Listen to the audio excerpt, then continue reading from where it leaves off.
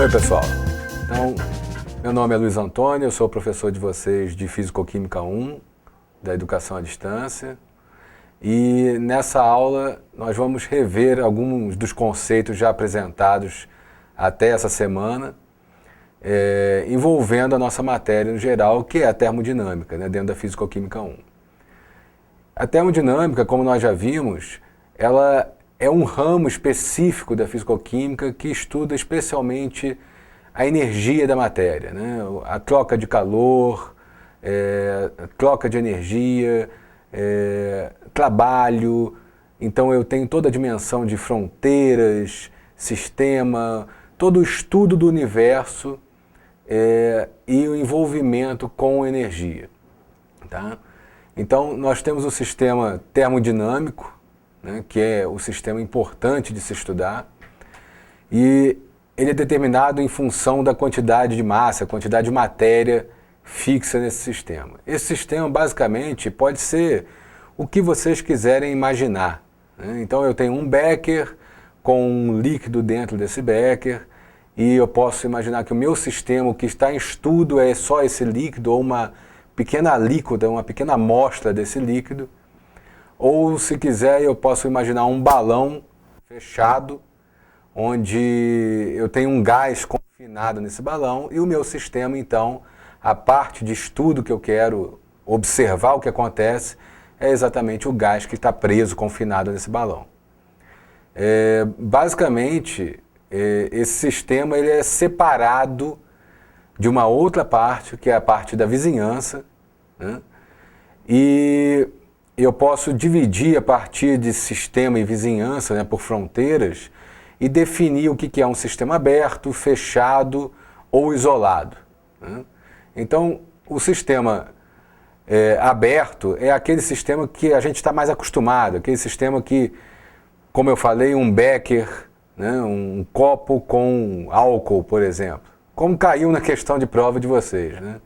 Então eu pedi para vocês definirem o que era sistema, o que era vizinhança, né? E alguns conseguiram definir bem isso, com as delimitações de fronteiras, mas o que é realmente um sistema aberto, um sistema fechado e um sistema isolado, né? Então o sistema aberto é aquele que pode trocar tanto energia quanto a matéria com a vizinhança, né? Imagine que eu, na posição de observador, eu estou na vizinhança.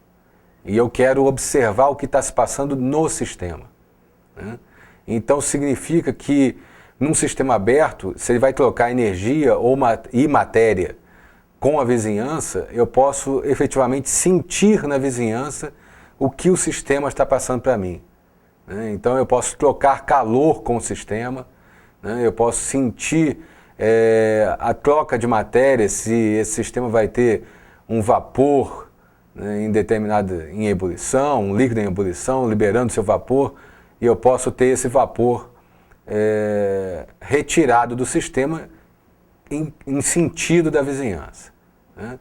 O outro sistema é o sistema fechado, é aquele que normalmente só vai trocar energia com a vizinhança e não matéria, né, que seria basicamente o nosso segundo frasco aí. Observe que ele já está fechado, tem uma tampa nesse frasco e ele permite apenas a troca de calor. Quando eu falo a troca de calor, é porque o calor é a principal forma de manifestação de troca de energia, né? A gente costuma dizer, e mais adiante numa aula específica eu vou falar de calor, de trabalho, e a gente vai definir isso claramente, né?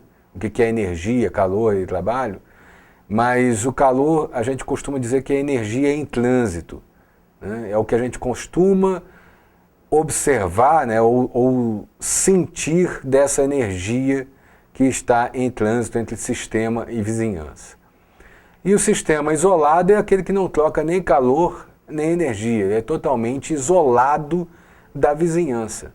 Então, eu não posso, na posição de um observador que está na vizinhança, interferir sobre esse sistema, e nem o sistema tem qualquer interferência sobre mim.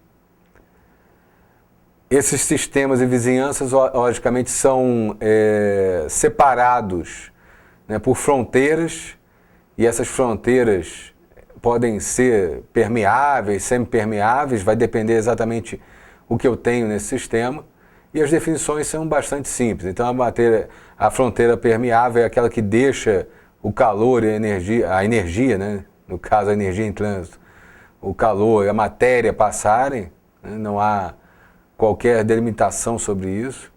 A fronteira semipermeável é aquela que está delimitando o que vai passar entre fronteira entre sistema e vizinhança.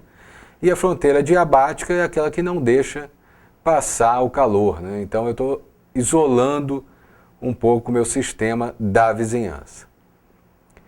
É importante que a gente note que todos esses conceitos, né, de termodinâmica, eles vêm de estudos há muito tempo, né, desde o século XVIII, XIX, e a termodinâmica foi a grande responsável pela Revolução Industrial, né, que a gente já ouviu falar, já estudou nas aulas de história. É a partir exatamente do ciclo de Carnot, né, da segunda lei da termodinâmica, né, que vem exatamente toda a Revolução Industrial e todo o desenvolvimento industrial que se deu desde aquela época para cá. Então a máquina a vapor, que a gente vai estudar um pouco mais adiante em outra disciplina, né, que é o ciclo de Carnot, vem a partir daí. E também tem todo um embasamento matemático que vem tanto da física newtoniana, física clássica, quanto também da física da termodinâmica estatística, né, a parte mais matemática e estatística dos conceitos gerais que embasam a termodinâmica que a gente está estudando. Basicamente o que a gente está estudando é a termodinâmica clássica, né? Então o importante dentro do sistema e da vizinhança é escolher quais as grandezas que eu quero medir e o que eu quero estudar, né? Como é que um sistema, como é que eu posso definir um estado termodinâmico? Basicamente eu tenho que escolher as grandezas. Quais são as principais grandezas termodinâmicas que a gente estuda? Pressão, temperatura, volume e quantidade de matéria, né? Basicamente essas quatro. Normalmente a gente tem a quantidade de matéria fixa, né, num sistema, a não ser que eu queira alterar esse sistema, e aí obviamente vai alterar todas as minhas condições, eu vou passar para um novo estado termodinâmico.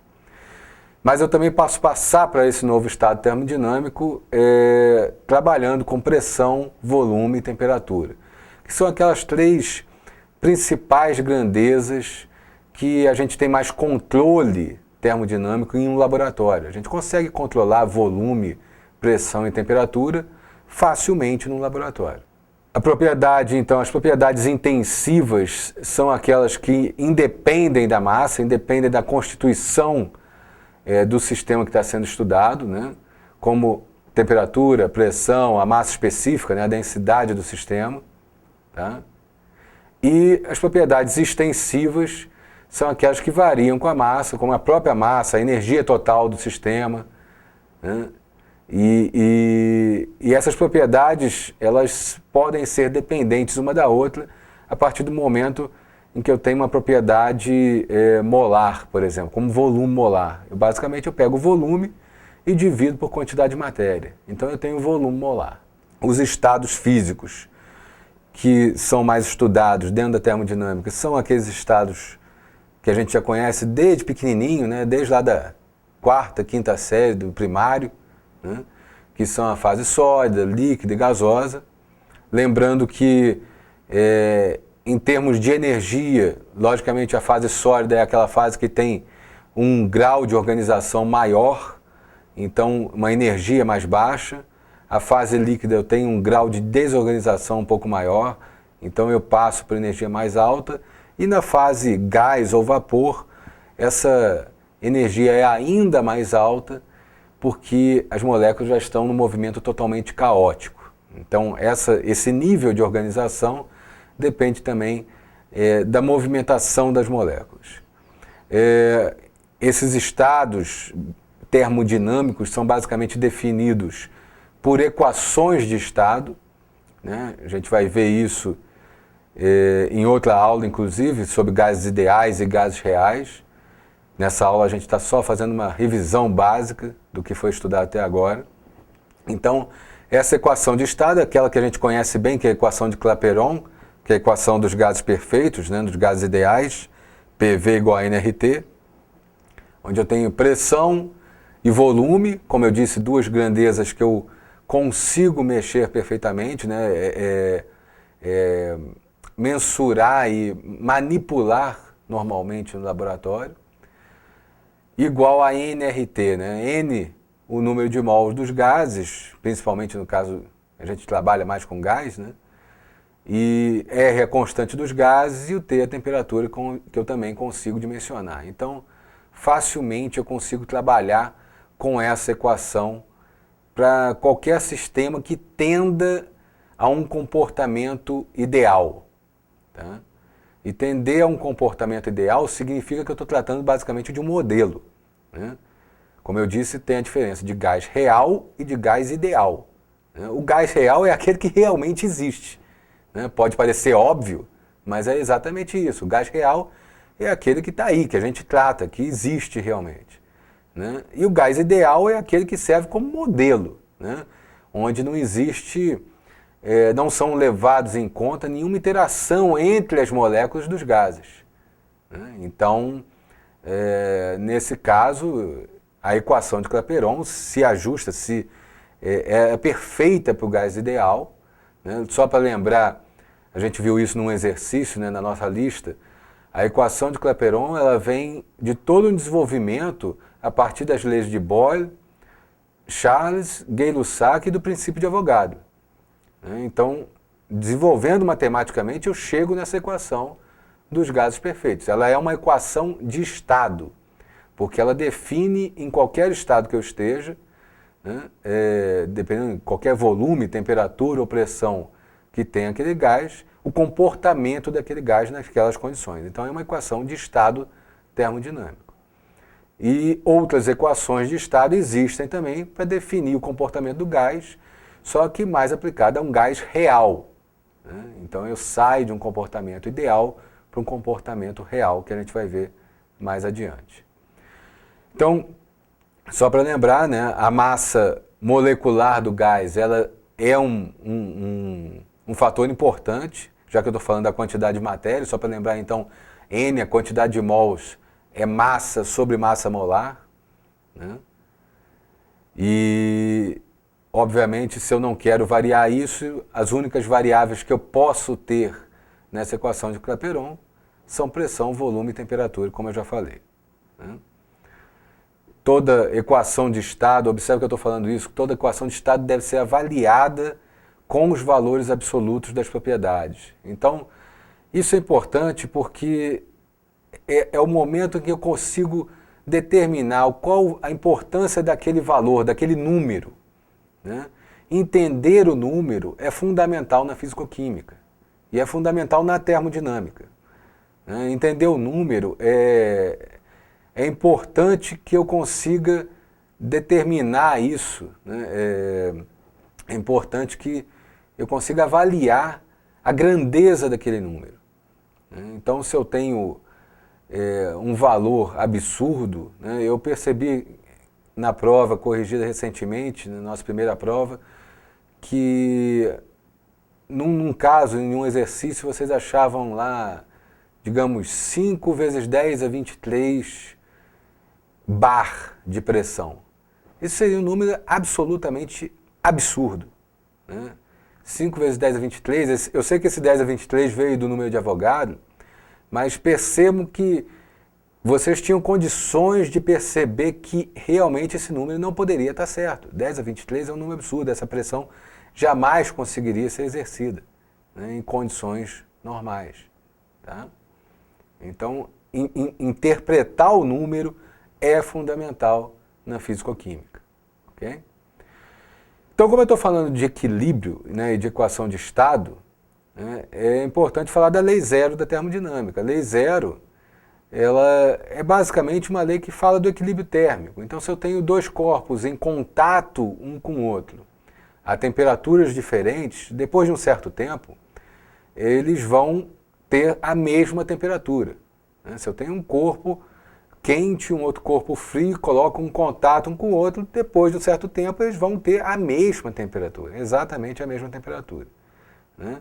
E se eu passo a ter um outro corpo diferente, né, com uma temperatura C, né, uma terceira temperatura diferente daquelas duas primeiras, e eu coloco em contato com um desses corpos, de novo eu vou ter, após um certo tempo, a mesma temperatura.